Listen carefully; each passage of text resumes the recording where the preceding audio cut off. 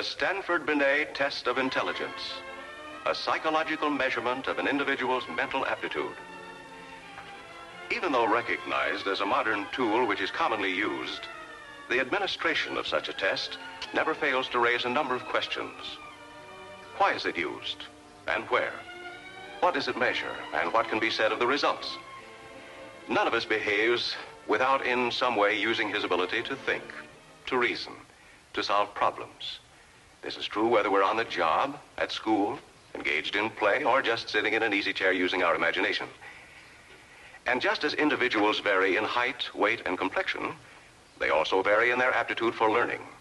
And because of this, it is many times advantageous to know the intellectual level at which an individual can be expected to operate most effectively. Oh, Father, I see my blue car. I see my yellow car. Look, Father, look. Find my little red car. Help Sally find the red car. Such information enables a teacher to exercise teaching efforts compatible with the optimum limits of the students, or to make recommendations in cases where certain children fail to show what is considered a normal response. Come, baby, Sally, come and see Father work. See Father make. A possible explanation for such a child's behavior is a discrepancy between what he is able to learn and what he is given to learn. If the subject matter presented to the student is too far above or below his innate ability, his reaction may very well be an unhealthy attitude, a negative self-concept, or some other undesirable behavior pattern. For this reason, correct placement of the child is worthy of considerable attention. Useful measurements of intelligence have taken two major forms: group and individual testing. The advantage of group testing is one of economy. It affords considerable savings in time, money, and personnel requirements. Conversely, the group method poses the obvious disadvantage of limiting observation of individual performances. Testing one pupil at a time is more demanding of time and effort, but it usually provides better observation and a chance to adapt the testing procedure to the unique characteristics of the child. Regarding a psychological test of this nature, there are two important concepts to be kept in mind. Number one, the measuring devices obtain only samples of behavior, not the total behavior pattern. Number two, the results of such a test are not absolute measurements of ability. Rather, they are findings which have considerable value when compared to the results of others who have received the same test under somewhat the same circumstances. Human behavior is very complex. We must be careful to consider our samples of behavior much as we would samples of any other complex subject. They're specimens telling part of the story. They're inferences from which we can make some reasonable deductions. For example, we might ask, how strong is Billy Brown? In order to answer such a question, we must first establish a reference point. If we establish the fact that Billy is in the 6th grade, we then have a means of comparison. By determining the average strength of 6th graders, we can grade the individual's performance up or down from the norm. And the problem would be much the same when measuring Billy's intelligence. Reference points must be established.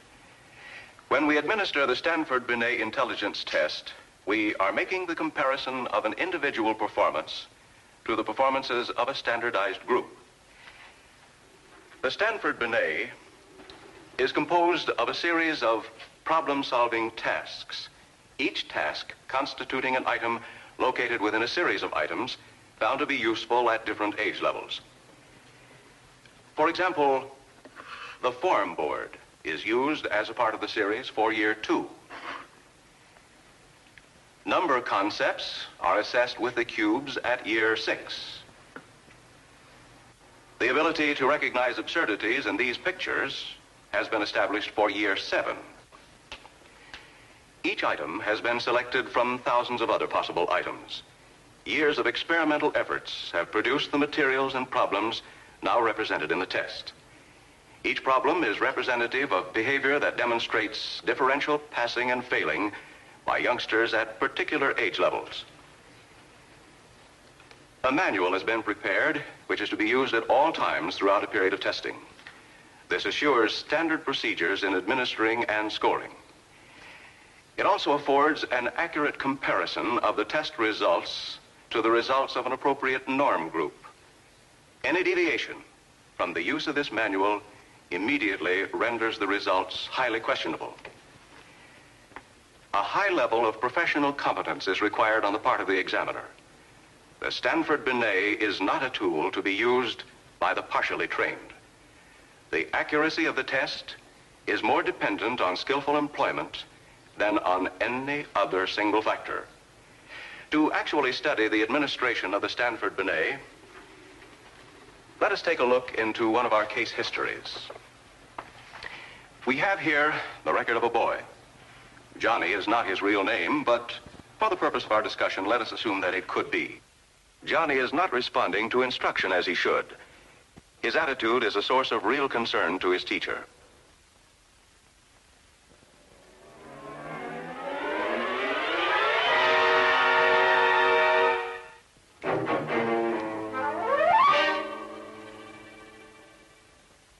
Johnny's behavior is not conducive to a healthy atmosphere in the classroom.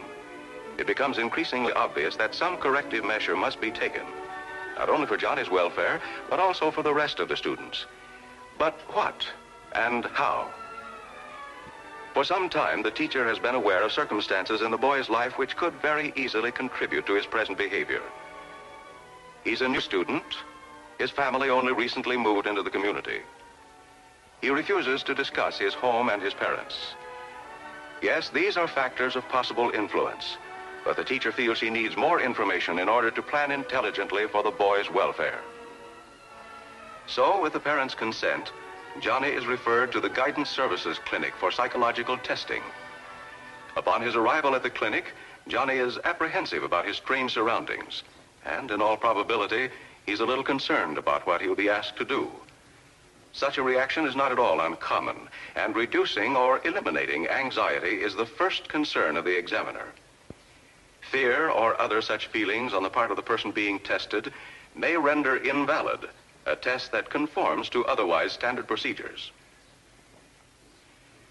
The examiner must always be sensitive to the child's feelings.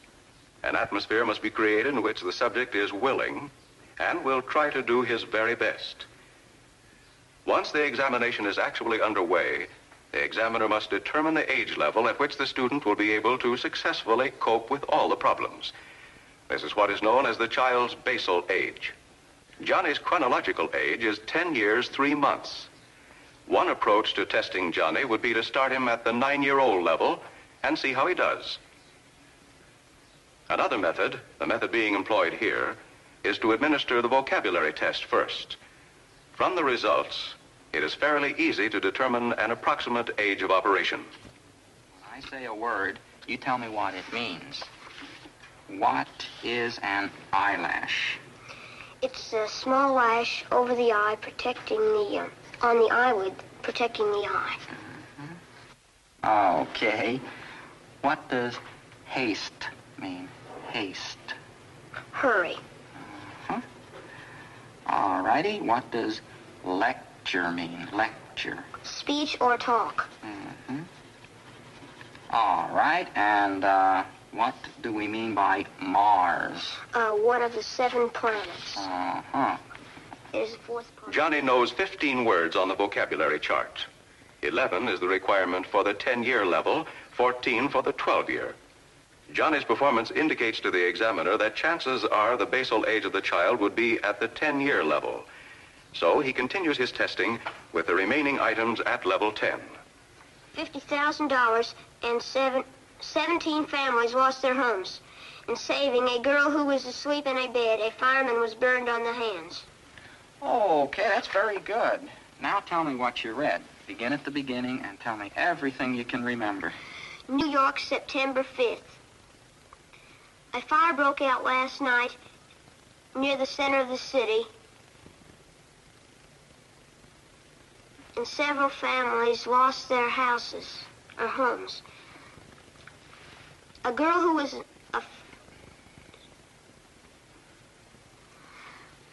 fireman who tried to save a girl who was asleep in bed was burned on the hands badly. Okay. All right, now, give me 2 reasons why children should not be too noisy in school. First of all, because if they are too noisy, other people can't concentrate on their lessons. And second, because if they fool around and be noisy, they're wasting their time. Mm-hmm. Okay. Johnny was successful in passing all the items at the 10-year level. Now the examiner prepares to continue the examination at level 11. Along while I look at this. Johnny, what's foolish about that picture? The white man is shooting at the Indian that's far away when the 2 Indians that are close are about to clobber him. Mm-hmm. Detailed recording on the part of the examiner will be of great value when the time comes for the final report. It also serves a definite purpose should there be a need to refer back to the results at a later date.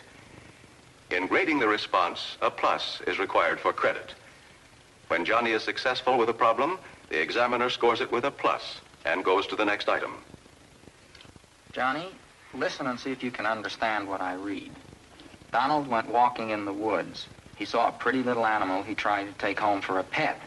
It got away from him, but when he got home, his family immediately burned all his clothes. Why? I guess all the clothes were old and torn. The plus response should have indicated that it was a skunk, or because of the smell. Johnny's answer is similar to those found in the minus illustrations, and Johnny receives no credit for the problem. The higher the age level, the more difficult the problems. And the higher we go above a child's basal age, the more failures we can expect to occur. The examiner should encourage the child to continue his efforts until he has hit an absolute ceiling, a level at which the child fails all items. Throughout the test, the examiner must keep motivation high with words of reassurance and encouragement. When the test has been completed and the totals of pluses and minuses determined, then the intelligence quotient can be computed.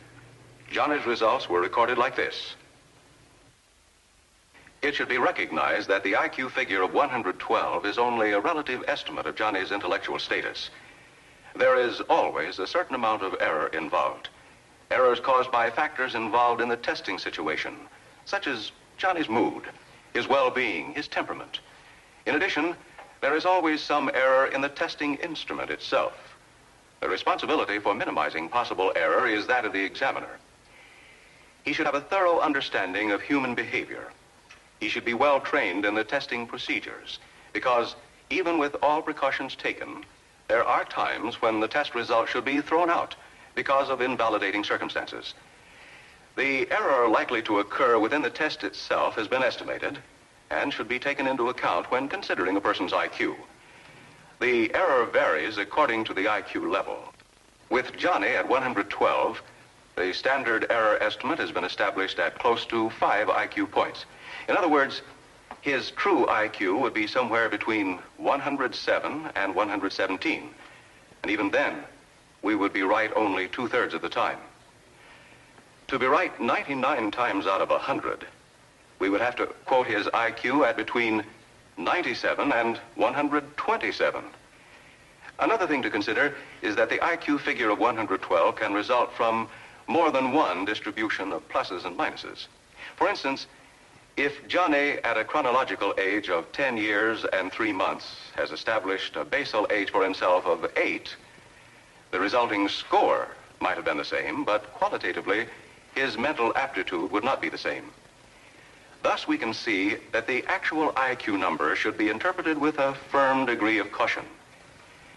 Now, we've said it before, and it bears repeating. The human being is very complex.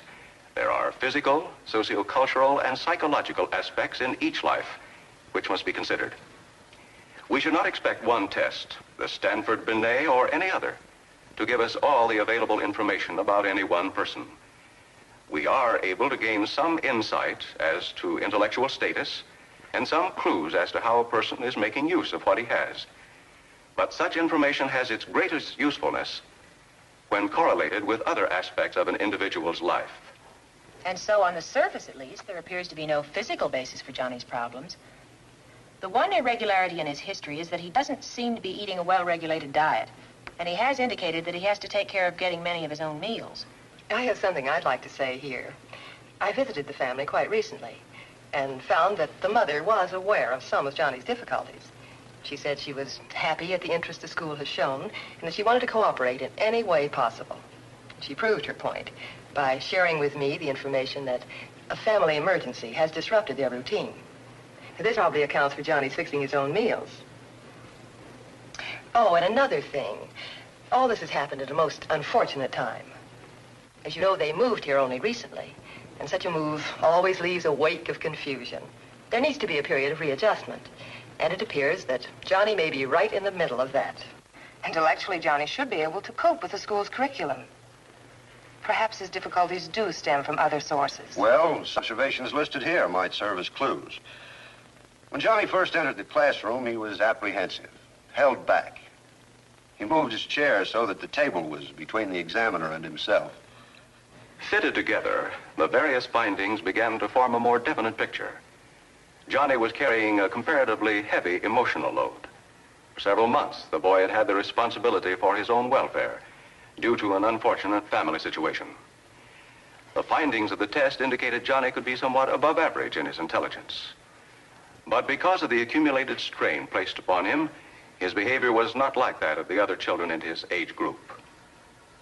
Further planning resulted in a modification of Johnny's school program. Cooperation on the part of his parents resulted in a commensurate modification of his responsibilities at home. It will take time to know whether or not Johnny's problem has been solved. There's need for a continued assessment of his individual progress. The speed with which he assumes normality will be influenced by a great number of factors, some of which we cannot control. But at least we now have a better understanding of the child. We have a vantage point afforded by tangible evidence and objective observation, an important part of which was given to us by the Stanford-Binet intelligence test.